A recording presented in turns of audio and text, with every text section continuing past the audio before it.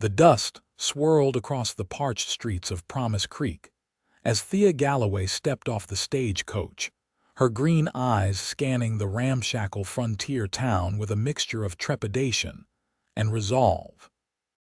She clutched her worn leather satchel tightly against her chest like a shield, the weight of what she'd left behind in Boston heavier than any physical burden she'd ever carried.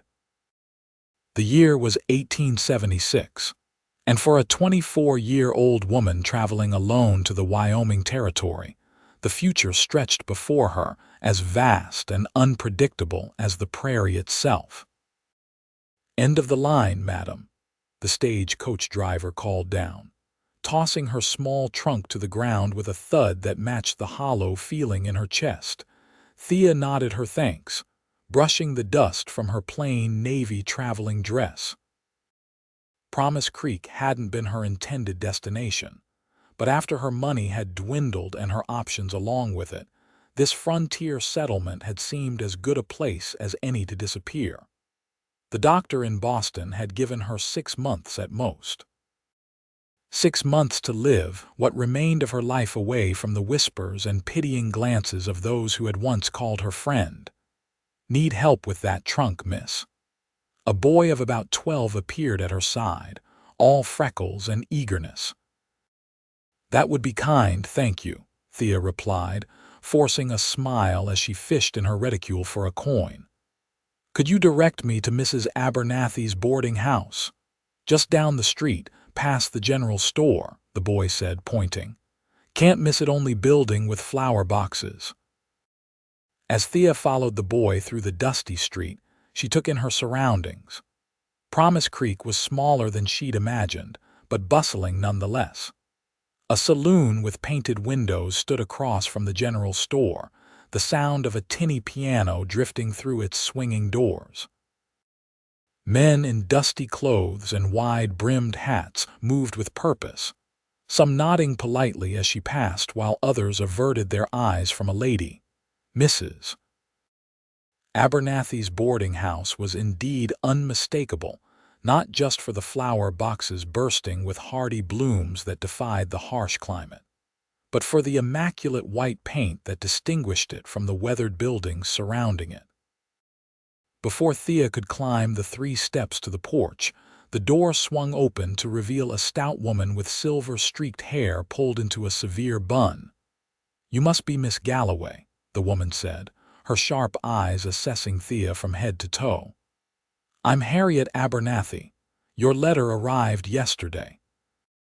"Come in, child, you look exhausted." The interior of the boarding house was cool and smelled of beeswax and fresh bread. Thea followed Mrs. Abernathy up a narrow staircase to a small but clean room on the 2nd floor. "Supper's at 6 sharp," Mrs. Abernathy informed her. "No men allowed upstairs, no liquor on the premises, and church on Sundays is expected. Any questions?" Thea shook her head, suddenly overwhelmed by the finality of her decision. This room, this town, this was where she would live out whatever time she had left. "Thank you, Mrs. Abernathy." "I'll abide by your rules." The older woman's expression softened slightly. "Get some rest, dear. You look like you could use it." Alone in her room, Thea unpacked her meager belongings, a few dresses, undergarments, her mother's silver hairbrush, and the leather-bound journal that contained her most private thoughts. Last, she carefully unwrapped a small framed daguerreotype of her parents, both lost to influenza 3 years prior. She placed it on the simple dresser, trying not to think about the irony that she would soon join them, taken by the slow-growing tumor that the doctor had discovered in her chest. For now, though, she was determined to make what remained of her life matter. The following morning, Thea presented herself at the town's only school, a one-room building at the edge of Promise Creek. The previous teacher had departed suddenly to care for an ailing relative, and Thea's experience teaching at a ladies' academy in Boston had secured her the position through correspondence. 23 pupils in all, explained Mayor Porter, a balding man with kind eyes who had met her at the schoolhouse. Ages 5 to 15, mostly well-behaved, though the Jenkins boys might test you. Thea nodded, surveying the simple classroom with its rows of wooden desks, slate boards, and well-worn primers. "I'll manage, Mr. Porter. Teaching has always been my calling." "We're grateful to have you, Miss Galloway. Teachers don't exactly flock to places like Promise Creek." He handed her a heavy iron key. "School begins next Monday. That gives you the week to prepare." As Thea walked back toward town, a commotion near the livery stable caught her attention. A magnificent black stallion reared and bucked, nearly throwing its rider, a tall man whose broad shoulders strained against his cotton shirt as he fought to control the animal. "Whoa, devil," the man called, his voice deep and commanding. "Settle down now." Thea found herself stopping to watch, mesmerized by the battle of wills between man and beast. The horse reared again, but this time the rider anticipated the move, shifting his weight and speaking low, soothing words that Thea couldn't make out. Gradually, the stallion calmed, though it still pranced nervously beneath him. "That's Xavier Irwin's new stallion," came a voice beside her. Thea turned to find Mrs. Abernathy watching the scene with a mixture of admiration and concern. "Man's a fool to try taming that devil horse, but if anyone can do it, it's Xavier." "Xavier Irwin?" Thea asked, watching as the rider finally dismounted, patting the horse's sweaty neck before leading it into the stable. "Owns the largest cattle ranch north of here, the Lazy Eye. Stubborn as they come, but fair. Lost his wife in childbirth 6 years ago and hasn't looked twice at another woman since, though not for lack of trying on the lady's part." Mrs. Abernathy gave Thea a pointed look. "Just so you know where things stand." Thea felt heat rise to her cheeks. "I assure you, Mrs. Abernathy, I have no interest in— Save it, dear," the older woman interrupted with a knowing smile. "Every unmarried woman who comes to Promise Creek says the same thing. Just remember what I said about my rules." Thea nodded, keeping her thoughts to herself. What Mrs.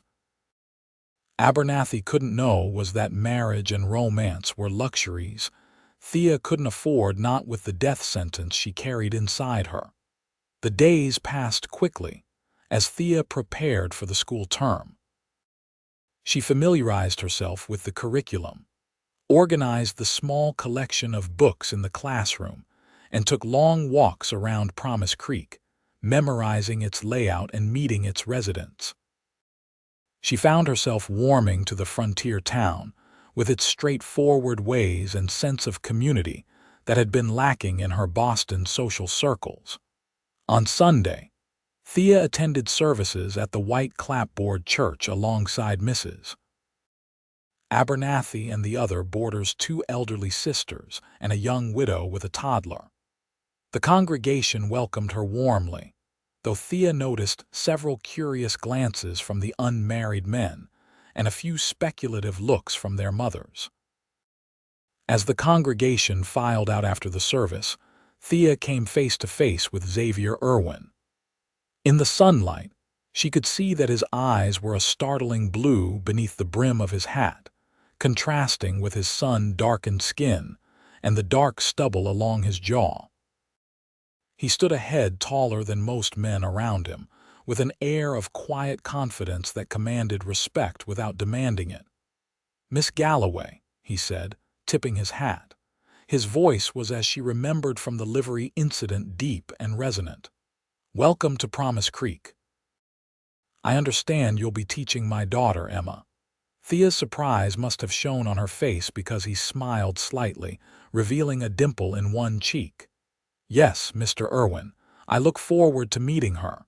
She's eager to start school. Been talking of nothing else since we heard a new teacher was coming." His eyes assessed her frankly, but not unkindly. "She has her mother's love of learning." Before Thea could respond, a small figure darted through the crowd and attached herself to Xavier's leg.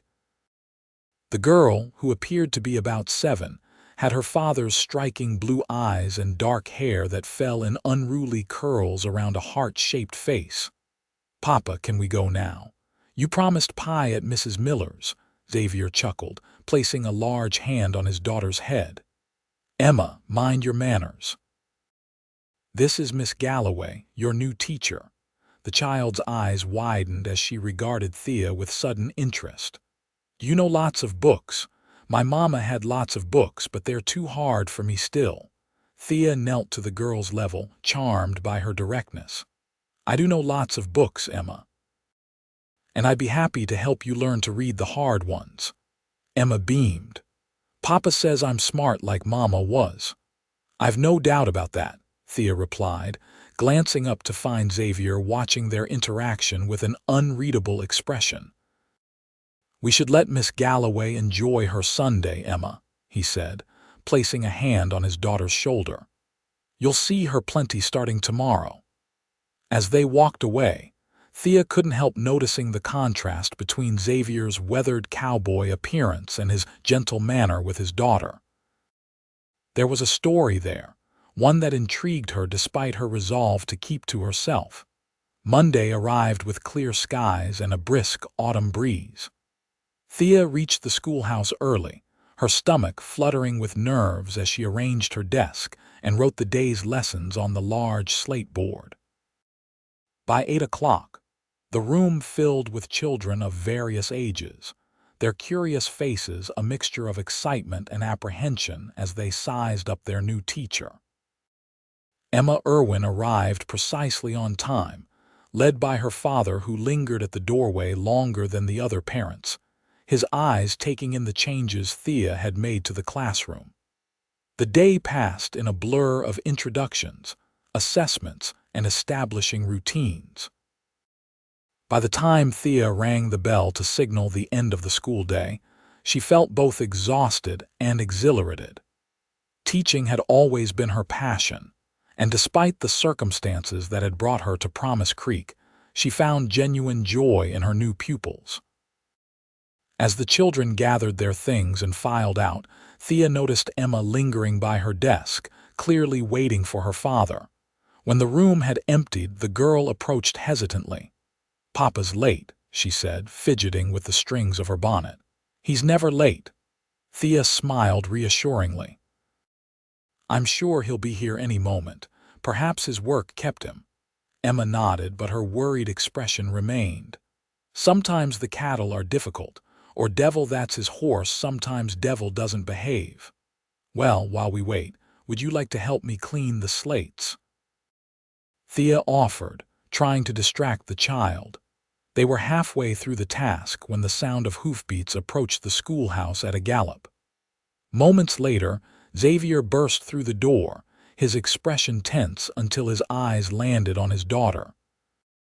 "Emma," he breathed, relief washing over his features. "I'm sorry I'm late, sweetheart." "What happened, Papa?" Emma asked, running to him. Xavier knelt down, brushing a curl from her face. "Just some trouble with the new fence line, nothing for you to worry about." He glanced up at Thea. "Thank you for staying with her, Miss Galloway." "Of course," Thea replied, noting the fresh tear in his shirt sleeve and what looked like a streak of blood on his forearm. "Mr. Irwin, you're hurt." He glanced down, seemingly noticing the injury for the first time. "It's nothing. Got caught on some barbed wire."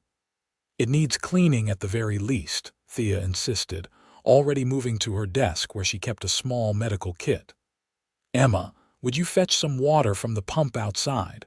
The girl nodded eagerly, happy to help, and hurried outside with a basin. Xavier watched Thea with a mixture of amusement and wariness as she gathered supplies. "This isn't necessary, Miss Galloway. I've had worse scratches from shaving." "Nonetheless, infection doesn't discriminate between big and small wounds," Thea replied primly. "Please sit." To her surprise, he complied, lowering his large frame onto one of the children's desks. Emma returned with the water, and Thea set about cleaning the gash, which was deeper than Xavier had let on. "What really happened?" Thea asked quietly, aware of Emma's curious ears. Xavier's jaw tightened. Fence cutting. 3rd time this month. Rustlers? He nodded grimly. Or Harlan Myers trying to force me to sell my water rights again. Either way, it's becoming a problem.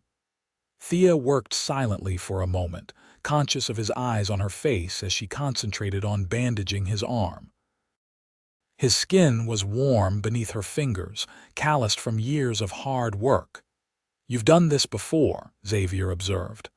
"I helped at a hospital in Boston during the war," Thea explained, securing the bandage. "Many soldiers returned needing care." "Boston," he repeated thoughtfully. "Long way from Promise Creek." Thea met his gaze briefly before turning away to clean up. Sometimes distance is what's needed for a fresh start. Emma, who had been watching the proceedings with interest, piped up. "Papa says fresh starts are good. That's why we came here after Mama went to heaven." Xavier's expression softened as he looked at his daughter. "That's right, Em, and it was the best decision I ever made." As they prepared to leave, Xavier hesitated at the door. "Miss Galloway, we would be honored if you'd join us for supper on Saturday, as thanks for your help today and to welcome you properly to Promise Creek." The invitation caught Thea off guard. "That's very kind, but please, Miss Galloway," Emma interjected, her eyes alight with excitement. "I can show you my pony and all my books." Faced with such enthusiasm, Thea found herself nodding despite her better judgment. "I'd be delighted, thank you." After they left, Thea sat at her desk, troubled by the conflicting emotions stirring within her. Xavier Irwin was exactly the kind of complication she'd come to Promise Creek, to avoid a man whose quiet strength and obvious devotion to his daughter stirred feelings she couldn't afford to entertain. Yet she couldn't deny the connection she'd felt while tending his wound, the way his blue eyes had seemed to see past her carefully constructed facade. The week passed quickly, filled with teaching duties and getting to know her pupils better. Emma proved to be one of her brightest students, eager to learn and quick to grasp new concepts. Thea found herself looking forward to the girl's insightful questions and infectious enthusiasm. By Saturday, Thea's resolve to maintain emotional distance had weakened considerably. She chose her best dress for the visit to the lazy, ranch of forest green poplin that complemented her eyes, and allowed herself the small vanity of arranging her chestnut hair in a more flattering style than her usual severe bun. Mrs. Abernathy raised an eyebrow as Thea descended the stairs. My, Miss Galloway, if I didn't know better, I'd think you were trying to catch someone's eye." Thea felt herself blush. "It's just a thank-you dinner, Mrs. Abernathy." "MMHMM," the older woman hummed skeptically. "Just remember what I told you about Xavier Irwin. That man buried his heart with his wife. I assure you, romance is the furthest thing from my mind," Thea replied, her hand unconsciously drifting to her chest where the dull ache that had become her constant companion throbbed in agreement. The Lazy Eye Ranch was located 5 miles north of Promise Creek, and Thea was grateful for the buggy Xavier had sent to collect her.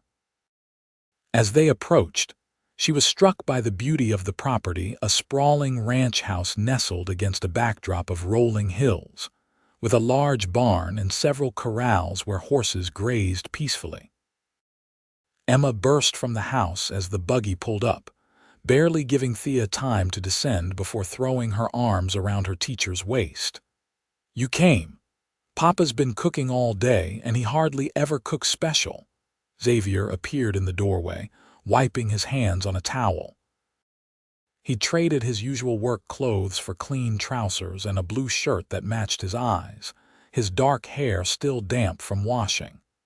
"Emma, give Miss Galloway room to breathe." The girl stepped back obediently but continued chattering as she led Thea into the house. The interior was surprisingly comfortable, with solid furniture built for durability rather than show. shelves lined with books, and touches that spoke of a woman's influence still present despite her absence. Colorful quilts draped over chairs, pressed wildflowers framed on the walls. "My wife's handiwork," Xavier explained quietly, noticing Thea's gaze on a particularly intricate quilt. "Catherine loved bringing beauty to practical things." "She had a wonderful eye," Thea replied sincerely. "Emma has her creativity." Xavier's expression warmed. "That she does." "Would you like a tour before supper?" "Emma's been planning it all week." The next hour was spent being shown every corner of the ranch house by an enthusiastic Emma, from the kitchen garden to the attic where Catherine's loom still stood, projects half finished as though waiting for her return. Throughout it all, Xavier added occasional comments, his deep voice providing context to Emma's breathless explanations. Supper was a surprisingly sophisticated affair: roast beef with vegetables from the garden, fresh bread, and an apple pie that Xavier admitted sheepishly had been purchased from Mrs. Miller in town. "Papa can cook lots of things," Emma informed Thea, "but not desserts. Mama tried to teach him, but he always burned them." Xavier chuckled. "Some talents elude even the most determined man, I'm afraid." The meal was filled with comfortable conversation, mostly about the school and Emma's progress. As they finished the pie, Emma yawned widely, prompting Xavier to suggest she prepare for bed. "But Papa," she protested, "I wanted to show Miss Galloway my special rock collection." "How about this?" Thea suggested gently. "You can bring your favorite rock to school on Monday to show me, and perhaps tell the class about it."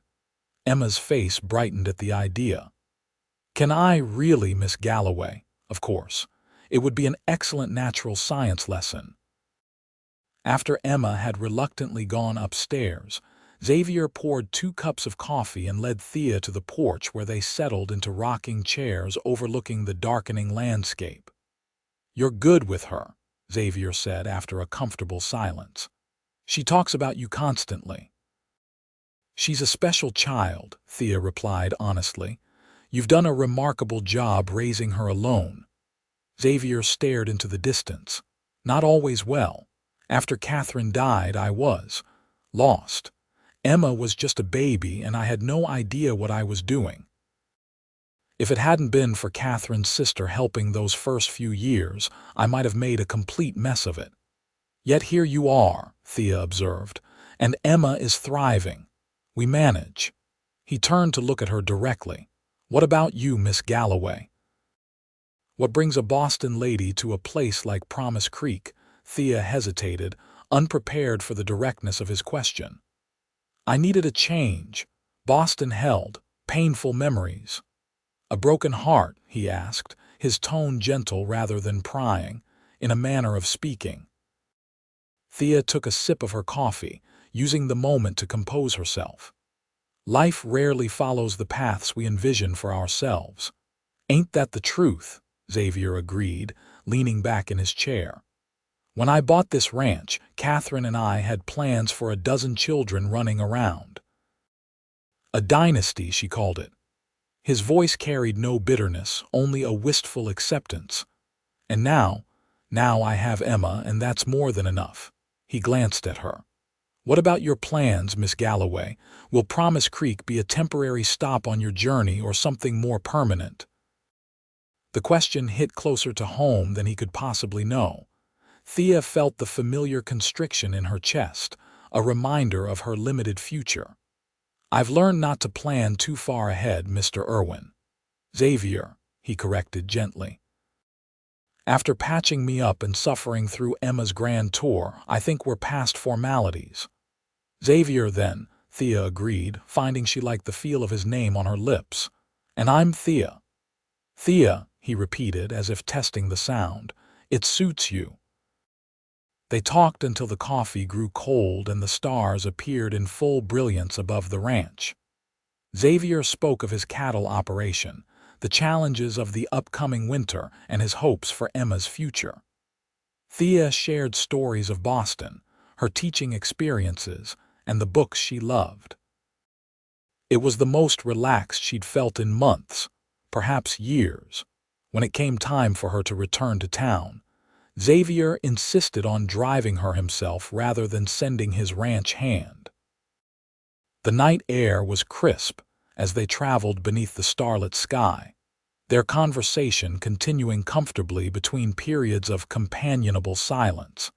As they neared Promise Creek, Thea found herself wishing the journey were longer. There was something about Xavier's presence that eased the constant weight of her condition, a distraction from the inevitable that she hadn't expected to find. "Thank you for tonight," she said as he helped her down from the wagon in front of Mrs. Abernathy's boarding house. "It was a lovely evening." "The pleasure was ours," Xavier replied, his hand lingering on hers a moment longer than necessary. "Perhaps you join us again soon. Emma would be delighted, and so would I." In the moonlight, his blue eyes held a warmth that made Thea's pulse quicken despite her resolve. "I'd like that," she heard herself say, even as her rational mind protested the wisdom of deepening their connection. As she prepared for bed that night, Thea found herself torn between the joy of the evening and the reality of her situation. 6 months, the doctor had said, though nearly one had passed already. Was it fair to form attachments she knew would end in heartbreak? Yet the alternative, spending her remaining time in isolation, suddenly seemed unbearably bleak. The following weeks brought an unexpected rhythm to Thea's life in Promise Creek. Her days were filled with teaching.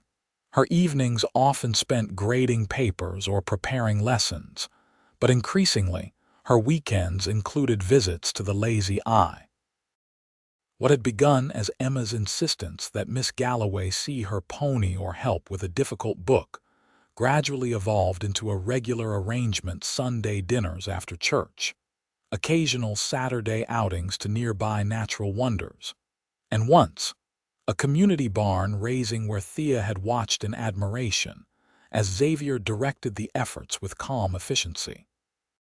Through it all, Thea felt herself growing stronger in some ways, even as her body occasionally reminded her of its betrayal. The pain would come in waves, sometimes forcing her to retire early from school or cancel plans. She explained these episodes as migraines, and while Mrs. Abernathy's concerned glances suggested she suspected something more serious, the older woman respected Thea's privacy. It was during one such episode, nearly 2 months after her arrival in Promise Creek, that Thea's carefully constructed facade began to crack. She had dismissed school early, the pain in her chest making it difficult to breathe, let alone teach. Mrs. Abernathy was visiting her sister in Cheyenne, leaving Thea alone in the boarding house as she struggled to manage her symptoms with the laudanum the doctor in Boston had prescribed. The medicine dulled the pain but left her disoriented and weak. She was attempting to make tea when a knock at the door startled her, causing her to drop the kettle with a clatter. Gathering her strength, she made her way to the door, expecting perhaps one of her students' parents with a question about the early dismissal. Instead, Xavier stood on the porch, concern etched on his features. "Thea, Emma came home saying you weren't feeling well. I wanted to check on you." "I'm fine," she insisted, even as a wave of dizziness forced her to grip the doorframe. "Just a headache." Xavier's eyes narrowed. "You're as pale as a sheet. May I come in?" Before she could protest, another spasm of pain shot through her chest, causing her to gasp and sway precariously. Xavier stepped forward instantly, catching her before she could fall. "Thea." The alarm in his voice penetrated her pain-fogged mind as he lifted her effortlessly, carrying her to the parlor sofa. "What's wrong? Should I fetch the doctor?" "No doctor," Thea managed, knowing there was nothing a frontier physician could do that Boston's finest hadn't already tried. "In my room. Brown bottle on the nightstand." Xavier hesitated only briefly before heading upstairs, returning moments later with the laudanum. He helped her measure the dose with steady hands, then sat beside her, his face grave as he waited for the medicine to take effect. "This is more than a headache," he said finally, his voice gentle but firm. "Please, Thea, tell me what's really happening." Perhaps it was the medicine lowering her defenses, or perhaps it was simply the genuine concern in his blue eyes, but Thea found herself unable to maintain the pretense any longer. "I'm dying, Xavier," she whispered, the words hanging in the air between them like physical things. "A tumor. The doctors in Boston gave me 6 months. That was 3 months ago." Xavier's face paled, his hand finding hers and gripping it tightly. "Are they certain? Doctors can be wrong, 3 different specialists, all with the same prognosis," Thea interrupted gently. "I came to Promise Creek because I didn't want to be surrounded by pity and whispers as I deteriorated. I wanted my final months to have meaning. And you didn't think to mention this." There was hurt beneath his quiet words, and something else, anger, perhaps, or denial. "What would have been the point?" Thea asked, the laudanum making her brutally honest. "To burden you and Emma with knowledge that would only bring pain. To watch you pull away as so many others have when faced with illness they can't fix. Is that what you think of me?" Xavier's voice was rough with emotion. "That I'd abandon you when things got difficult." Thea closed her eyes against the intensity of his gaze. "I think you've already endured enough loss for one lifetime. I had no right to add to it." "That wasn't your decision to make," he said firmly. "Not alone." The implications of his words hung between them, unspoken but undeniable. In the months since her arrival, something had grown between them, something neither had put a name to, but which now demanded acknowledgement. "I'm not whole, Xavier," Thea said finally, her voice breaking. "I'm broken in ways that can't be fixed. You deserve someone who can give you and Emma a future." Xavier was silent for a long moment, his thumb tracing circles on the back of her hand. When he finally spoke, his voice was steady with conviction. "Then you're just what I needed to be complete." Thea's eyes flew open. "What?" "I've been half alive since Catherine died," he continued, holding her gaze. "Going through the motions for Emma's sake, but not really living. Then you came to Promise Creek with your Boston education and your quiet strength, and suddenly the world had color again." He reached out to touch her cheek gently. "I don't care if we have 3 months or 30 years, Thea. I'd rather spend whatever time you have left loving you than return to that half-life." Tears filled Thea's eyes, spilling over before she could stop them. "That's not fair to you or to Emma." "Life isn't fair," Xavier replied simply. "Catherine's death taught me that, but it also taught me that love, real love, is worth any price." He leaned forward, resting his forehead against hers. "Let me help you through this. Let me love you while there's still time." In that moment, looking into his eyes, Thea found herself believing it was possible that the broken pieces of both their lives might somehow fit together to create something beautiful, however fleeting. "Yes," she whispered, and the word felt like both surrender and victory. Xavier's kiss was gentle, reverent, as if he understood the gift she was giving him and promised to treasure it accordingly. When they finally parted, Thea felt lighter than she had in months, as if sharing her burden had somehow diminished its weight. "What do we tell Emma?" she asked, practical concerns returning as the laudanum's effects stabilized her pain. "The truth," Xavier answered without hesitation. "Not all at once, but enough. She's stronger than you might think. Catherine's death taught her about loss earlier than any child should learn it, but it also taught her to cherish the time we have." In the days that followed, Thea moved to the Lazy Eye Ranch at Xavier's insistence. Mrs. Abernathy, upon learning of Thea's condition, had tearfully supported the arrangement, admitting she'd suspected something was amiss from the beginning. "Life's too short for propriety when love's on the line," the older woman had declared, helping Thea pack her belongings. Xavier and Thea were married in a simple ceremony in the ranch house, with Emma as their only attendant and Reverend Collins officiating.